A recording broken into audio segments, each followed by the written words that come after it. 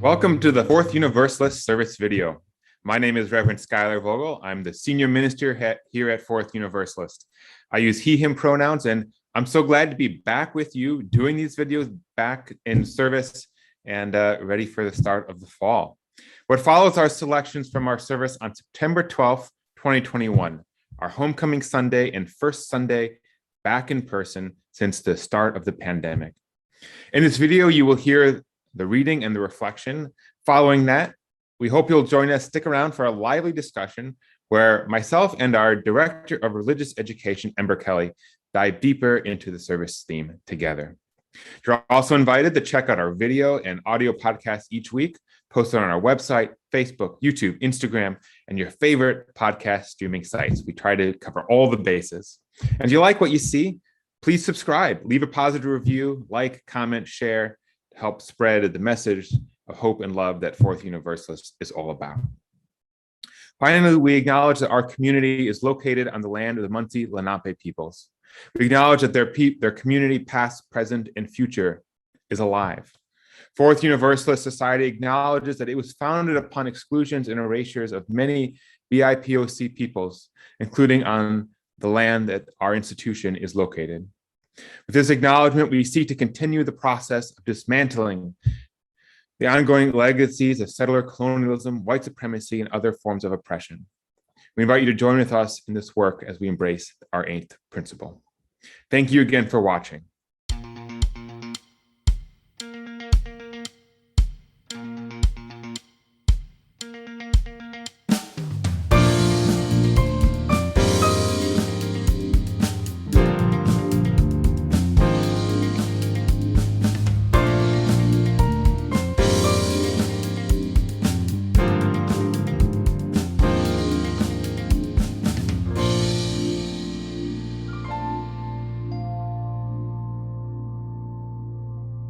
This morning's reading is by the poet Stanley Kunitz. At 95 years old, he was named the 10th Poet Laureate of the United States in the fall of 2000, leading the New York Times to call him perhaps America's most distinguished living poet. The poem we hear today is entitled "The Layers" and speaks to the many complex and dreamlike ways we live and change. Here begins our reading. I have walked through many lives, some of them my own, and I am not who I was. Though some principle of being abides, from which I struggle not to stray. When I look behind, as I am compelled to look before, I can gather strength to proceed on my journey. I see the milestones dwindling toward the horizon and the slow fires trailing from the abandoned campsites over which scavenger angels wheel on heavy wings. Oh, I have made myself a tribe out of my true affection, and my tribe is scattered. How shall the heart be reconciled to its feast of losses? In a rising wind, the manic dust of my friends, those who fell along the way, bitterly stings my face. Yet I turn, exulting somewhat, with my will intact to go, and every stone on the road precious to me. In my darkest night, when the moon was covered, and I roamed through wreckage, a nimbus clouded voice directed me. Live in the layers, not on the litter. Though I lack the art to decipher it, no doubt the next chapter in my book of transformations is already written. I am not done with my changes.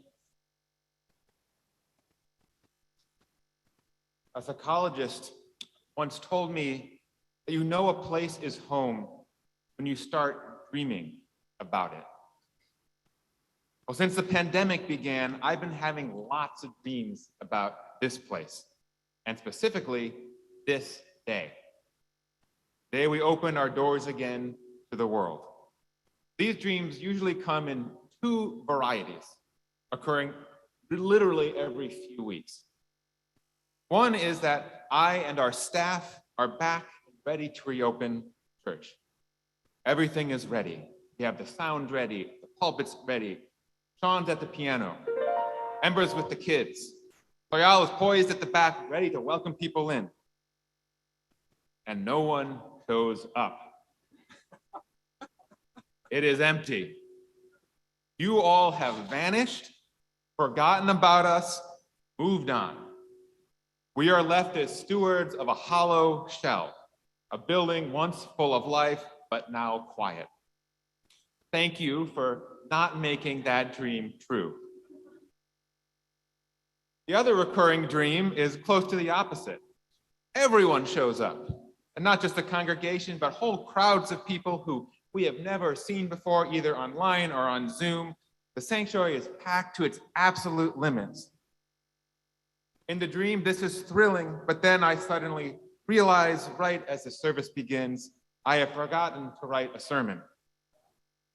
Or I did, but the printer isn't working, or someone stole my notes.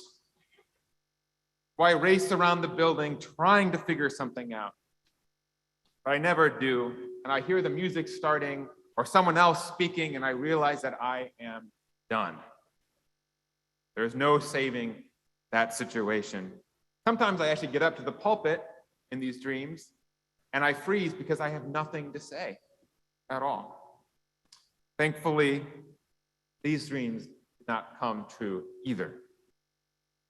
All of these dreams, though, every few weeks, the course of these last 19 months, they did have something in common, though. Each one presented our spiritual home as unquestioningly beautiful. It wasn't perfect. It wasn't restored to its 1897 self, but it was always magical, sometimes grandly ruinous. One time, great dark gargoyles hung from the ceilings and rafters, towering over the pulpit and the chairs. Another time, we discovered a towering third balcony that led to a beautiful Zen garden on the roof.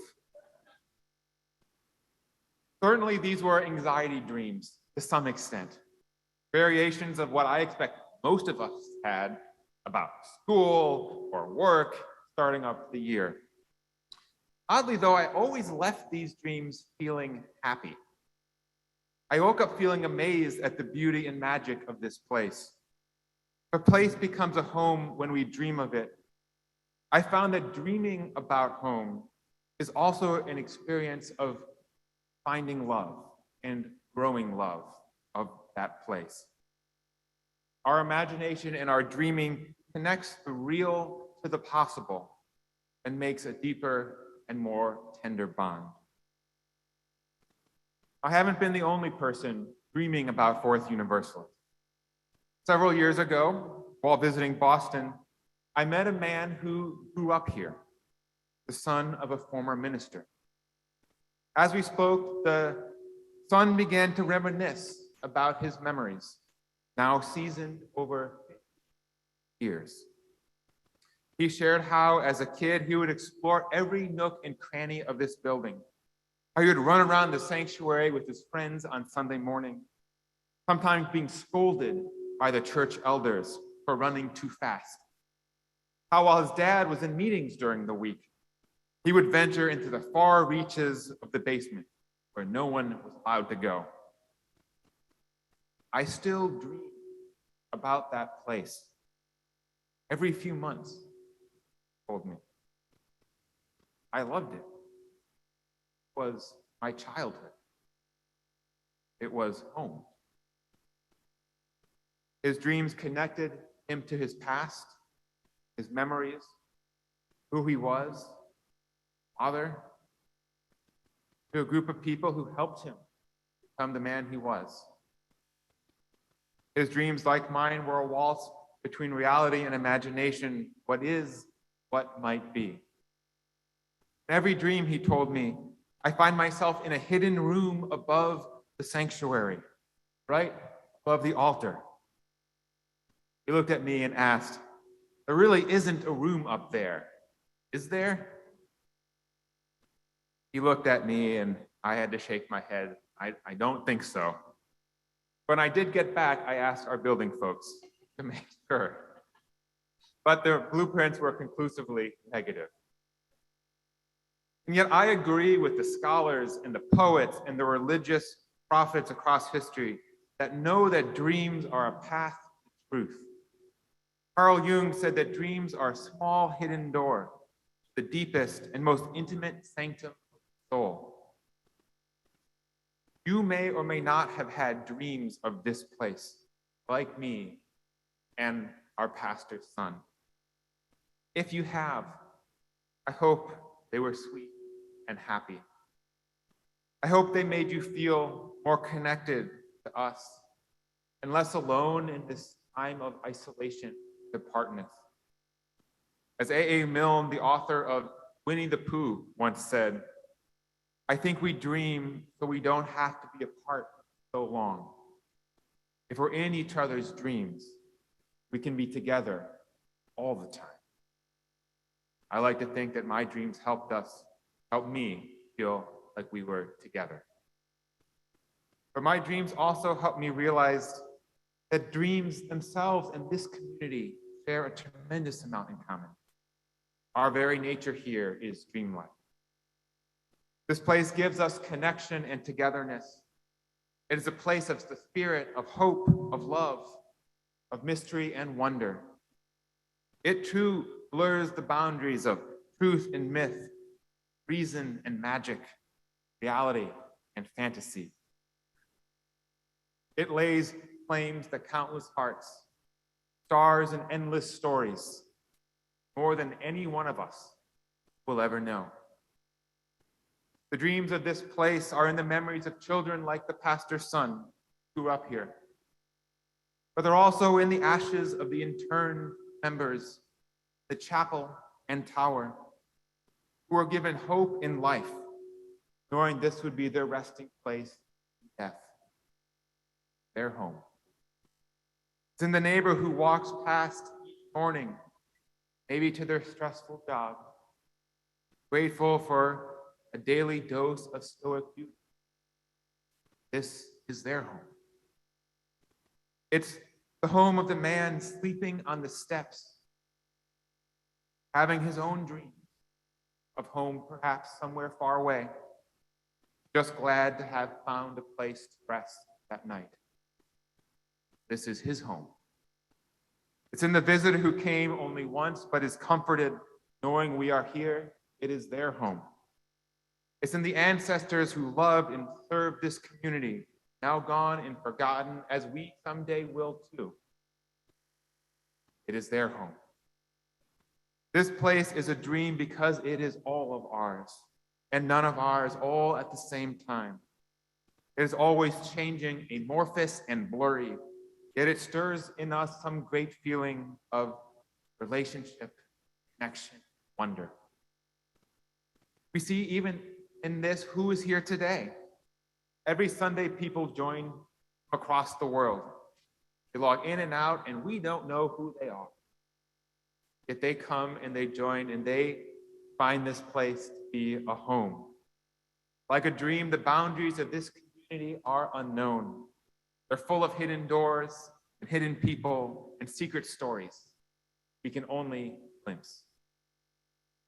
Being away for so long increases the potency of this place in our mythic imagination, in our wonderful unknowing.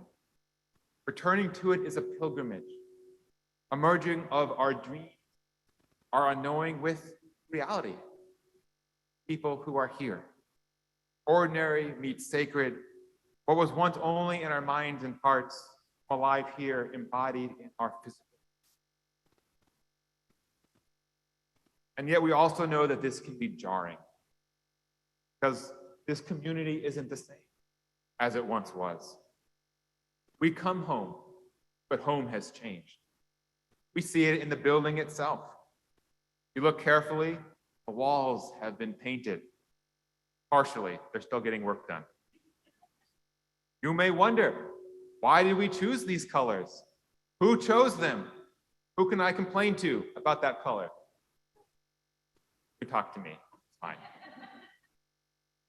You may notice the pipe and drape is gone. You may notice there's art, newly the front and in the chapel. This is not the same home that we once had. The congregation has changed as well. There are people here who were with us when we were online who will never be with us again. Cora, Anna, Joe, Joan, all join the ancestors, all we did not know would never say goodbye to. There were also those who moved away. Some of them may still be joining us online, but we will feel their absence here in person. We'll wonder where they went, what happened to them, and we will wish them well. And of course, there are all our new friends who are here. Some of you who have joined us from just being online, who we haven't met yet. Maybe you've been with us since the very start. We are also excited to meet you. Maybe you just walked in, and this is your first time with us. This is your home too, as much as it is for someone who's been here for 20 years. This has been a place for all of us, and will be. Our congregation is more like a dream because of you, because of that, because none of us really understand who we are anymore. I don't understand who we are. I don't understand who all you are. We have all changed so much the last 19 months. Even each one of us are not the same. But this, of course, this is the way of homecomings. They are joyous. They're also poignant and sometimes bittersweet. We know this from the great stories of history and time, whether it's Odysseus returning to Ithaca, Frodo returning to the Shire, the Israelites returning to the Promised Land. Home is never as we left it. Those of us who have gone away from our hometowns to return to them years later know this to be true. Past remains safe in our memories and our hearts. That is the only place it stays that way. We can't control or depend on it staying the same. I hope here we do not despair at all these changes or cling to the past for whatever it once was, though we can mourn what is lost, was lost. Change is inevitable, especially in times like these. The way forward, I think, is to embrace the dreamlike spirit of unknowable possibility. To recognize that although we may be different, the heart of who we are, of this place, stays the same.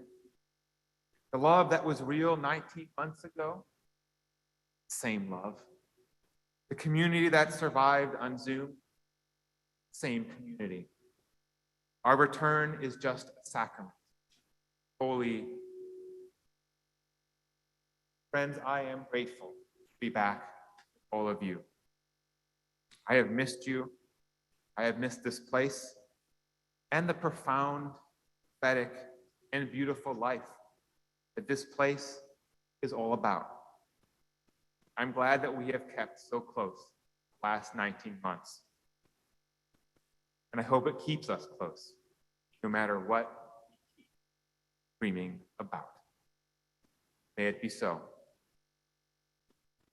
It's great to be with everybody today. My name is Ember Kelly. I'm the Director of Religious Education here at Fourth Universalist Society, and I use she and her pronouns. Reverend Schuyler, it's so good to be back together making these videos again. It is. It's been a little while. So great to be back. Right. Well, it was an eventful summer, and now we get to come back for this very momentous, meaningful service. You know, Homecoming Sunday. I was working on the graphic for the thumbnail. I'm like, how do I live up to like this big moment? Like, what what can I do? Nothing really can capture the excitement of this moment.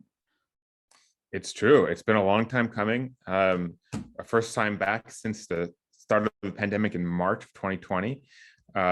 where we just sort of suddenly, I think on the Wednesday evening, decided to go online. And for many of us in our community, haven't been back to the building, haven't seen anyone in person from Fourth Universalist. And hopefully that'll change for a lot of people, or has changed, depending when you listen to this on Sunday. So it's wild. Ember, I see you're filming from the first time in the church, in the building, in your office. So that itself is a change for this podcast. Yes, it's definitely strange to be doing some of my work tasks actually from a real life office. It's hard to imagine.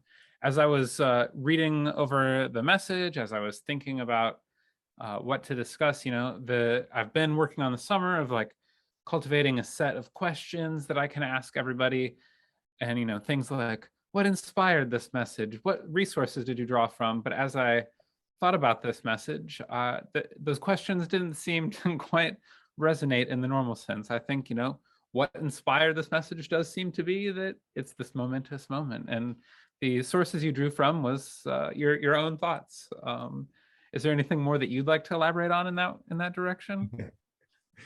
Well, I think, I talk about my dreams in the reflection, as and all of you listening probably know. I do think that there's a lot of fascinating scholarship about dreams, a lot of fascinating religious reflections, writings, mythology around dreams. I always think it sort of blurs the line between sort of fantasy and reality, and it's not necessarily that we have to take sort of dream scholarship particularly as scientific. But I think we can find it meaningful. I think that's sort of the beauty of some of this work, religion and dreams included, which I talk about in this sermon, that both kind of walk this line between, is this really true, or does it just create something interesting and dynamic for our lives? The work of Carl Jung, for example, and his archetypal psychology and the idea of the subconscious. I don't know if any of that is true. I think science is a little bit sort of iffy on that stuff, but it still, I find, is a meaningful concept to frame some part of what it means to be human, in the way that all of our categories are ultimately fall short, but they provide insight. So I love talking about dreams. I think they're really interesting. They're windows into sort of our minds and our feelings and our thoughts, if we let them be. But we also can't take them too seriously, because there is some randomness to it. Right. I think, as you mentioned, there's so many, like in the different sacred texts, like dreams always play this very major role. So yeah, I think it's really interesting to have this message centered around dreams. And as I was reading it, I was thinking about the fact that now that we've been doing the soft open, now that I've been coming back to the building at least once a week for over a month now, suddenly I'm finding myself having the commute nightmares, the something going wrong in the building dreams. Those resonated already. Only 5 weeks into actually spending more time in the building, and it's quickly ingrained itself in there. Yeah, I think old buildings have a way of capturing something in our sort of inner heart and mind that manifests in dreams in our imagination, because they're old and they kind of reach back to a primordial part in our mind, but also part of the history, just that we don't know all the things that have happened there, right? And so that lets our minds open up to magic and all sorts of possibilities. It is a beautiful building. I mean, so I thought we'd take a few minutes to just reflect on this journey. I mean, I think we could, someday lots and lots of ministers will probably be writing books about the journey of the pandemic as in ministry. But I figured we could take a few minutes to just kind of think about what this journey has been like. I mean, as we were preparing, we were talking about the fact that my first email about setting up an interview and then my first interview were all within weeks of the first initial decision to move online. And when we got to the end of the interview, you said, "Oh, any other questions you have?" And so I asked how things were going with COVID, and it was before the highest spike in New York, and so it was really interesting to journey along with you, even as the interview process was ongoing. That was quite the time. And then to now imagine all these months later, 18, 19, I think we're still up for debate on that one. I'm trying to do my math. I feel like it's 18, but you said 19 in the draft. So March, April, May, June, July, August, September is like 7 months plus the year from September to September.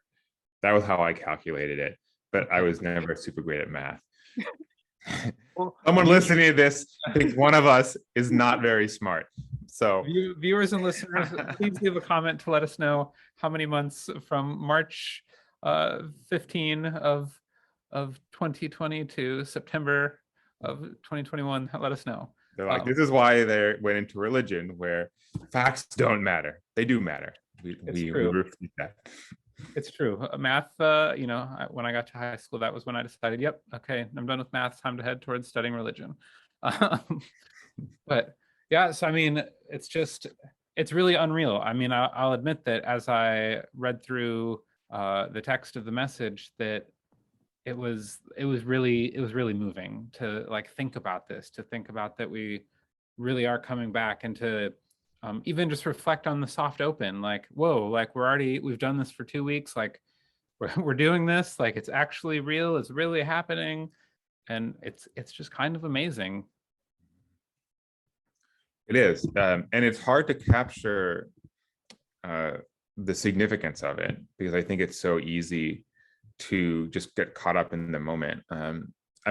Moments like this are moments that remind me of the limits of human consciousness, that it's hard for us to really comprehend just how different these last 19 months have been, what it would be like going back to March 2020 and realizing just how wild that was, and then being like, wow, this is now coming to some major end or shift, hopefully to stay in a new hybrid model. But hopefully our service offers people a chance to do some thinking about that and kind of sink into the significance of it. One of the most, I think, striking things for me is just thinking about all the people who are no longer with us, who were here in March 2020. The most powerful, example of that are the people who have passed away, who, when we went online, who were alive and who were with us the week before and were excited to be there, and whose presence were integral to the life of our congregation, and they just never will be back. And how do we sort of honor them? How do we mark that their absence affects us, even if we don't know them, right? Or even if we just sort of know them by where they sat, or what they did, because they were important, as well as people who moved away, right? Like that's big too, right? There's people who maybe we saw and knew, and those ones are just gone. Where'd they go? They moved, but we don't know. We didn't really have a chance to say goodbye to people, but it's been a long time. Right, and it's been interesting, to have been here for a year, and to even already just in the soft open, that I feel like I'm getting to meet new people, because some folks that maybe just didn't have the bandwidth for being online are coming back now that we're offering in person, and it's been a beautiful moment of reunion, even with a community that I didn't know before, in the before times, as everybody calls it these days. But it really is exciting, and I am looking forward to this year. So I thought we could take a little bit of time in this video to just kind of give people an idea of what this year looks like. I mean, we've conveyed it to some level, like, hey, we're returning, here's what our safety measures are, here's what we're asking, but it's going to be different. Things are slightly different. We've discovered that in the soft open already, and things, they'll kind of be in flux as we go. We're watching numbers. Do you want to talk a little bit about just kind of a big picture of what that looks like? Sure, absolutely. Thanks for asking. So obviously we're excited to return in person.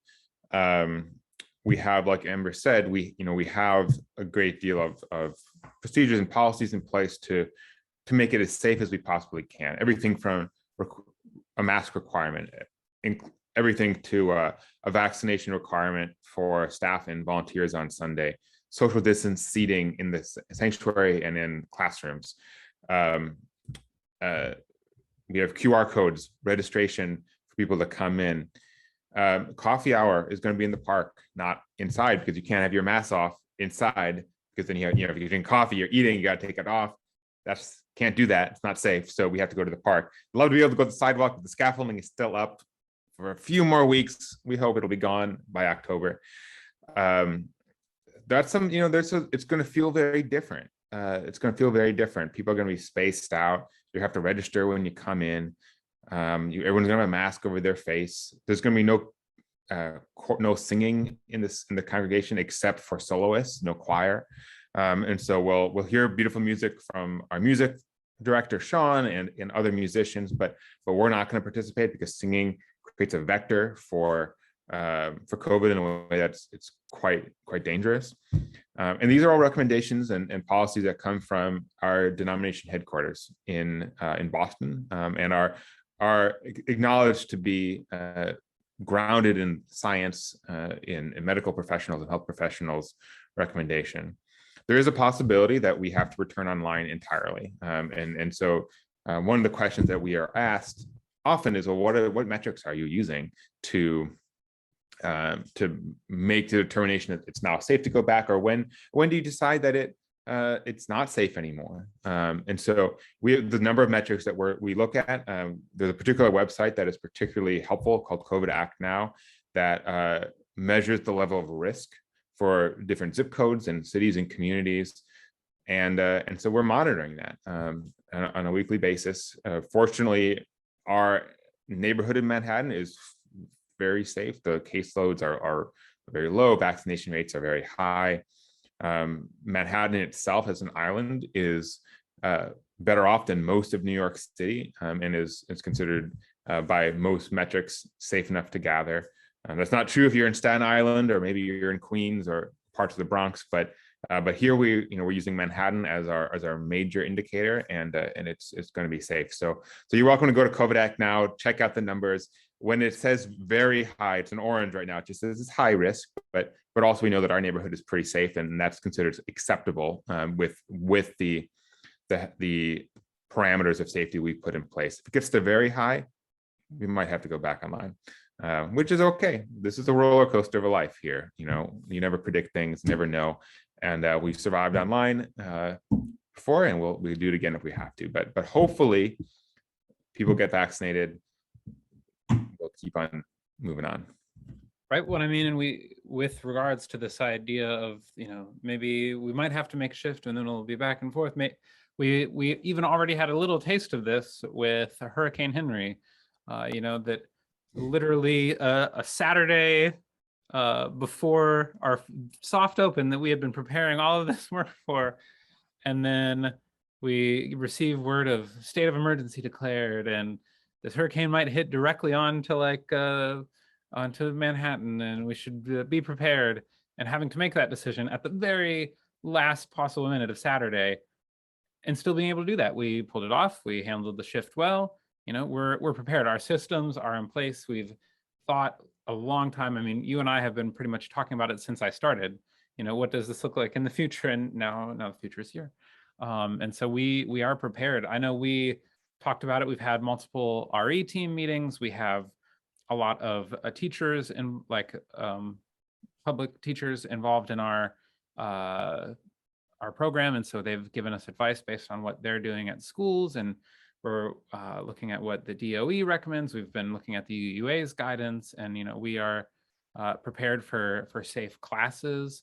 But we're also, asking our RE volunteers and staff to really set a good example. Obviously, as you mentioned, vaccinations, but that we're making sure that we're wearing our masks. We're making sure that we're keeping the kids distanced. We're paying attention to if we have any exposure, and we're prepared for that. Do we want to be able to offer our full range of classes every week, but we've talked about as a team that there is the possibility that we get a message Friday night saying one of our teachers or volunteers or multiple of them have COVID exposures, and we have to make a last second shift. And we're prepared for this. We're ready, and things are going to be strange, and it might take some getting used to. But I think we got used to the Zoom ways, and we'll adjust as we encounter this multi-platform path going forward. Yeah, we will. It'll be an adventure, but there's no reason why we can't. And I think a lot of credit goes to the staff and to the leadership of the congregation to be able to roll with stuff as it comes, and the congregation too for being willing to trust us as we put things together, because it's not always easy, and we really don't know, right? Like, we don't have any more information about COVID than anybody else does. We're just doing our best. So a couple of things I want to note too, as far as like changes in the space.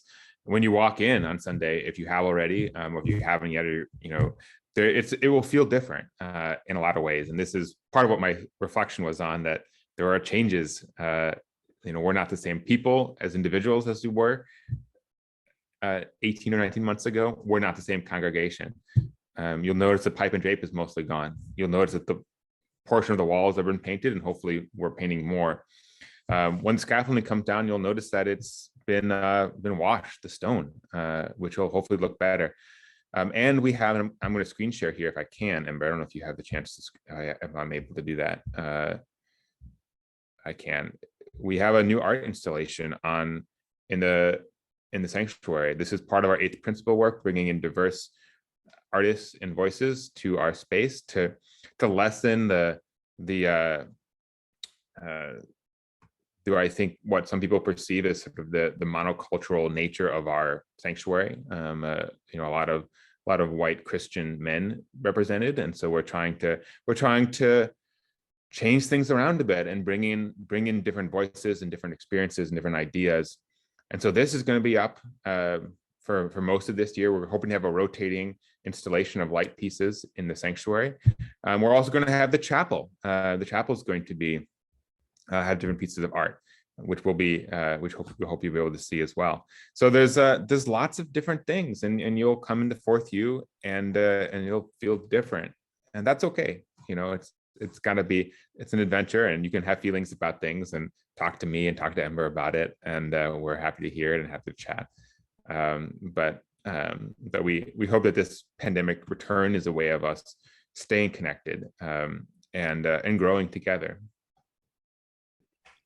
Definitely. I think I can vouch that art piece is quite beautiful to get to see in person. I look forward to everybody getting to experience that in the coming weeks. I'm curious how it'll also look on the live stream version, and I suppose we'll see that this week. That's the other thing too. For those of you who are still on live stream, you probably may have seen it already, but it's pretty great. We have 3 cameras, we have brand new speakers and audio, a whole light board up there, a whole audio board, panning cameras. We really hope that you'll be happy with what it looks like, no matter where you're joining us from. We know not everyone's comfortable coming in person yet, which is totally fine, but we hope that you're satisfied and happy with the effort we have taken to make you feel like you're part of this community, even if you're not with us in person.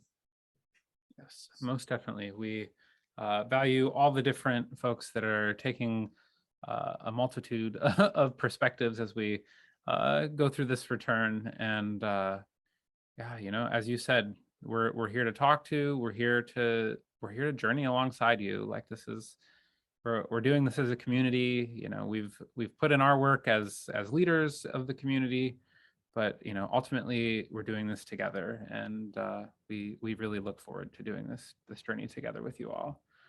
Reverend Schuyler, it was great to get to sit down again for the first time in a long time for one of these. I'm so glad to be back. Thank you, Ember. Yes, really great to be back. Really great to be talking to all of you too who are listening. I can't wait to see you either in person, or maybe we can connect on Zoom sometime. Thanks as always to all of our listeners. Have a great day, everybody.